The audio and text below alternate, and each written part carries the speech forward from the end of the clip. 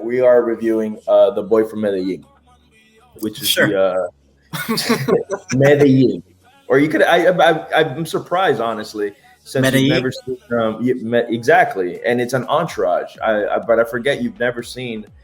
You've never seen Entourage. So No. it's major in Medellin is major in season four. But yeah, man. Basically, the film is about Colombian reggaeton star J Balvin Mhm. preparing for his 2019 tour. Back home, he had never performed in Medellin, where he's from. And it's like it's basically the days in and days out, preparing for this major tour that he's doing. While actually the country of Colombia is like in political turmoil completely, which is still going on now. And our hearts go out to our fans and family from Colombia. Not our fans in Colombia, because I don't think they're watching us Colombia, but where I'm from, Miami, and I have so many Colombian friends and a lot of families going through very terrible times. So we were actually supposed to see this movie in the theater, Mhm. and we the screening got canceled because of everything going on, which rightfully so. I understand exactly why, but they still managed to send us some links, and we saw it from home.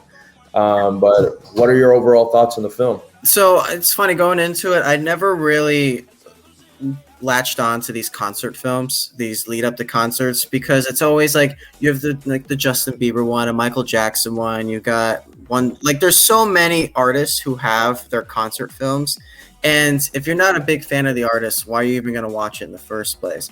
But J Balvin, I've heard of before. I've heard some of his music. I'm not a massive fan, but it's nothing against him. He's a talented guy. I never really knew much about him going in. This documentary gives you a reason to watch. There is more than just his music into this, and it's 100% about the political intrigue that's going on. You're coming home to Colombia, to your home country. This is the biggest performance you're ever going to have. And just as you're about to get there, riots and protests are in the streets, causing chaos. The whole country's in turmoil, and it's threatening to disrupt the biggest concert you've ever had in your entire life. And I can see where he's coming from in this as someone who just wants to entertain. He just wants to be famous. He wants to put on a show for his friends, for his family, for everyone in this country. But there's something getting in the way. And is it something that he needs to push out of the way, or is it something that he needs to embrace? And that's what this film really dives into. Yeah, agreed 100%. I I mean, it's no spoiler. I really enjoyed this, but I am a big J Balvin fan. I listen to his music regularly. I listen to reggaeton regularly. Um, and again, it was one of those. I had no idea about this film coming out until maybe a week before. I got asked that it was if we wanted to review it, and I'm like, oh, I didn't even know it was so soon. I thought it was something that was going to be a little bit later on, and it's just one of those like, hey, you want to review it? Hey, it's out. I'm like, oh man, and I actually, it's crazy that he is going through this. Obviously, again, the big concert. It was his first time performing in his country, and that stadium is known for hosting like legend artists in that world, in that reggaeton era, where he mentioned himself, man, I remember the first time I was in that stadium. Usually it's soccer games, because obviously Colombia is big on soccer. And then he goes, but then I saw legends like like Daddy Yankee, Ivy Queen, he's like Nicky Jam, a bunch of artists that we obviously know now that they're just giants in that industry, right? And I like getting his background on he's always been that dreamer, and he's always been like, he came to Miami, to the United States, to follow this dream. He was painting houses in the morning, and then at night living a double life, as he said. Becoming this thing where he like this artist, and then it just didn't work out for him, where he had to run back home and start from scratch, and that's when he started to blow up in Colombia again. Colombia shows a lot of love to these artists, because there's a documentary on Netflix which I thought it was excellent, which is a story of Nicky Jam, and how Nicky Jam, being Puerto Rican, and that's reggaeton originate, as far as I know. I'm don't quote me here, guys, or anything like that, but as far as I know, reggaeton started in Puerto Rico. It wasn't, it's not, you know, that's where everything went down. And Nicky Jam's story, and I don't mean to, it all comes back to Colombia, but Nicky Jam's story starts off from him being basically very irresponsible, very, he was addicted to drugs. He was, gang banging and things like that. And Colombia kind of gave him that second chance because Puerto Rico kind of didn't want anything to do with him because they knew that he was just such a screw up. Daddy Yankee had his back so many times until Daddy Yankee got fed up with him and was like, dude, you're not taking this serious. I'm a hardworking man, and I gotta cut you off. Like, he basically cut him off, and they were supposed to be this like dynamic duo, right? So Nicky Jam, just Colombia calls him some radio. They're like, hey, would you like to perform your 3 famous songs? And he's like, yeah, let me go. And then he goes, he meets producers, and he gets clean over there in Colombia and just resides over there. And the Nicky Jam we know now is thanks to Colombian production in Colombia and all that stuff. So Colombia, again, always shows a lot of love to these artists. One of the major takeaways from this movie is that where he basically, that fine line where he's like, I am not a political person.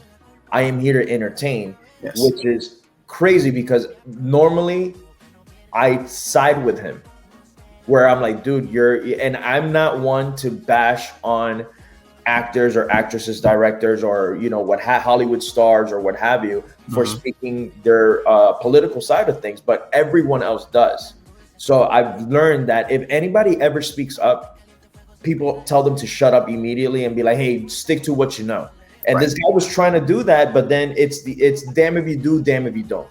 Yes. Right? And that's the fine line. I saw that struggle within him where I'm like, man, I feel bad for him because he's legit, and he says it, he goes, we're going to throw this biggest concert so everybody can just disconnect for how many hours we can disconnect for.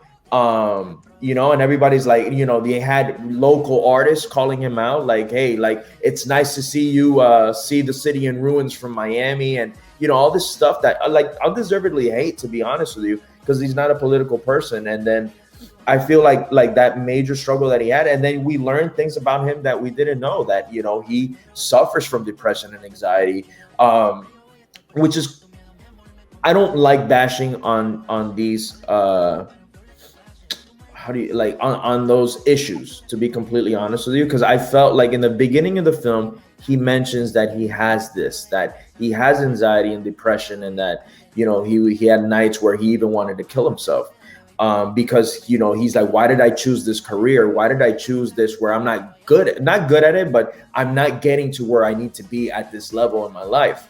And it's very like, oh my God, this is happening. But then and it just kind of goes the two-sided. So at first I felt like, I'm like, it's a little woe is me, man, because. So So I kind of want to jump in on that, because that was my biggest problem with this. I'm okay with you telling me about your background, your depression. I think that's necessary. I think that humanizes you. It makes you more of a relatable person. But I don't need you to go back to it in this documentary 4 or 5 times. It was not necessary. I get it at this point. This documentary hits well is that fine line of the political intrigue of, like you said before, I didn't get into the entertainment business to be a politician. It's something that a lot of artists face every single day. You expect them to say something. Chappelle had to deal with it when the Black Lives Matter was going on, when he did his whole stand-up special. Where's Chappelle? And Chappelle's like, the people are speaking for themselves. They don't need me. But in Colombia, because now it's gonna be it's the artist is saying this. It's not, and that's one thing the documentary gets right, where he's like, I'm an entertainer. They're like, but you're also Jose. They're like, you're not J Balvin from the States. You are Jose. I forget his middle and last name, Balvin. Yes. He says it all the time. And that's my favorite part of this documentary is, funny enough, the one non-Colombian person is the person who kind of crescendos this entire thing is Scooter Braun. Scooter Braun is famous music manager. He's managed people like Justin Bieber and Usher and J Balvin. He's the biggest music manager out there. And he comes to Scooter or he comes to Jay and basically tells him, listen, they don't need J Balvin right now. They want Jose, like you said. And I know you got into this not to be a political figure, but people work their entire lives to get the platform that you have. And it is up to you to use that platform to say how you feel to help these people because you are a representative of them. And so I think that I don't know how you feel, man. I think that was probably the best part of the documentary for me is them finally convincing him that maybe you do need to say something. You need to, because if you That were was just a whole Spider-Man moment. That's with great power comes great responsibility, and and that's why that quote is so great because it just hits with it can hit with so many different things.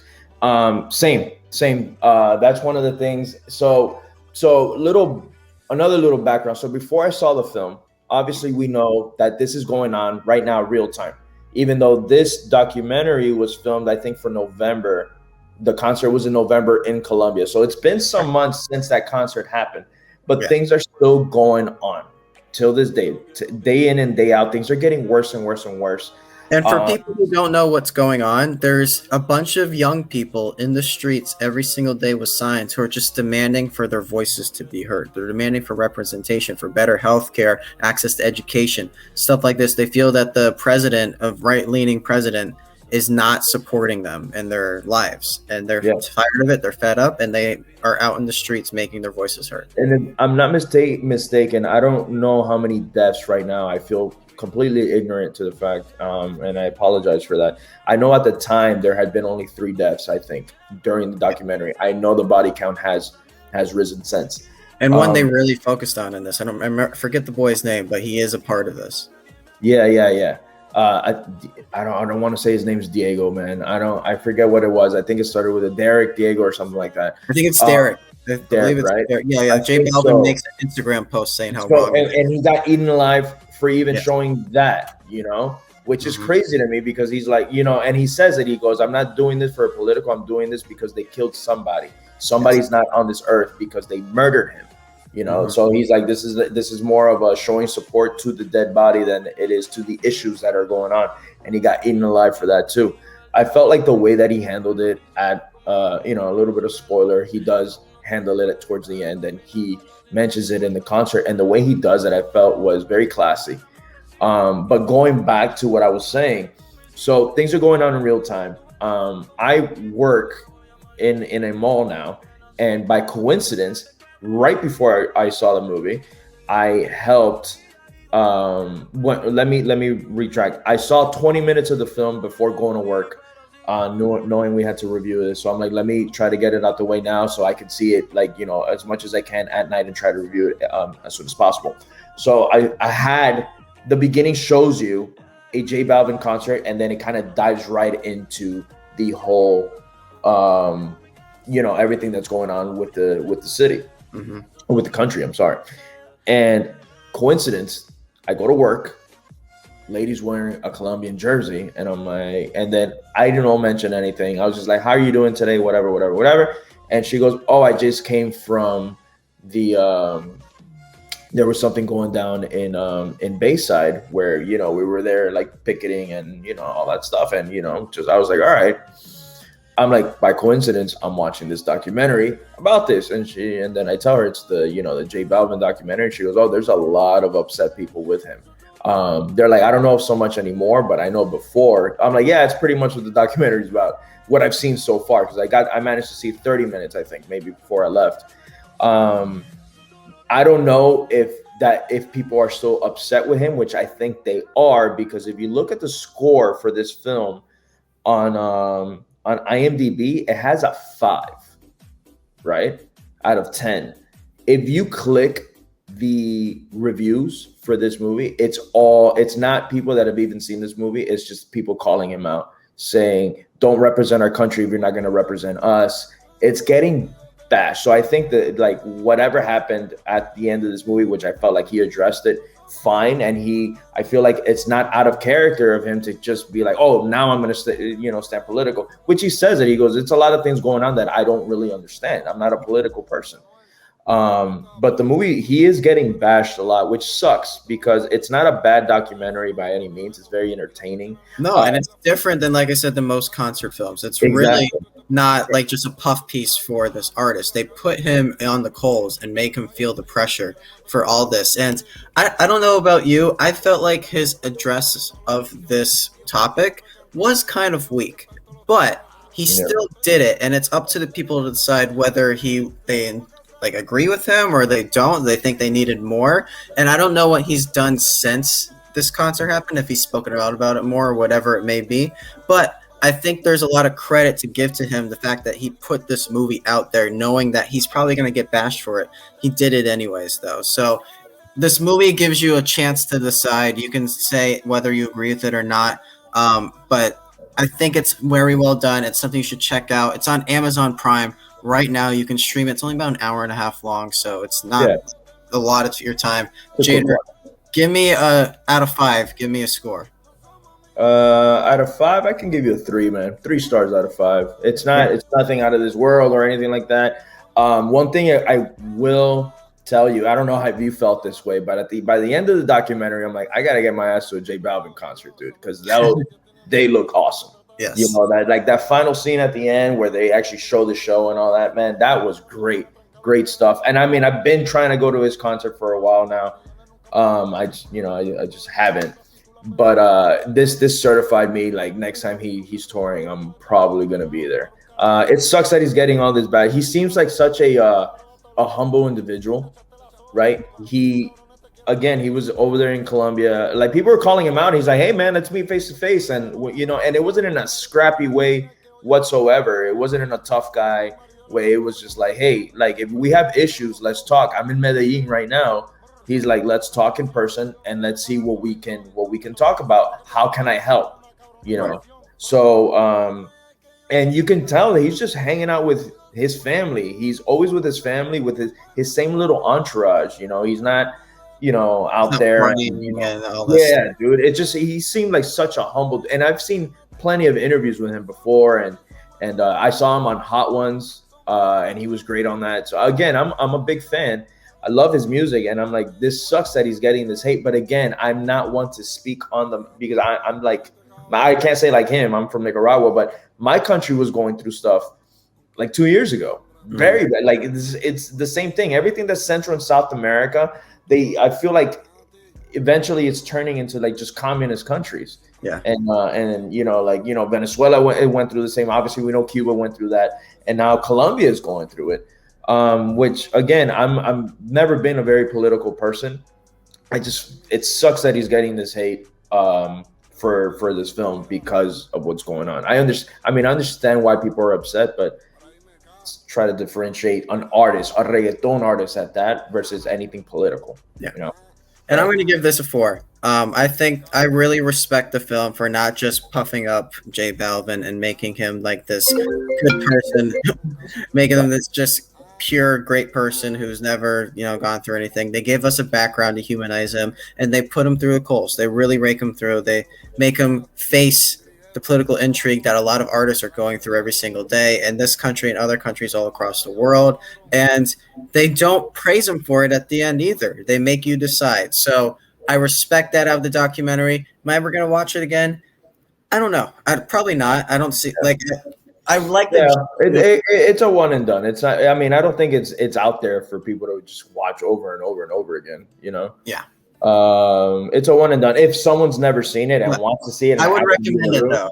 Yeah, I would exactly. It's one of those, like, if a buddy of mine or my mom's here and she's like, "Oh, I never got to see it," I'm like, "Oh, I'll sit down and watch it with you." But like, I'd go out of my way and watch it? Probably not. Yeah. No. So that's gonna do it for the boy from Medellin or Medellin. No, dude, don't Medellin, bro. Just pretend there's a Y instead of the double L. Say that. Medellin. No, a Y instead of the double L, dude. Medellin. Medellin. Like a yin. You know how to say yin and yang, dude. Don't stop. Stop it.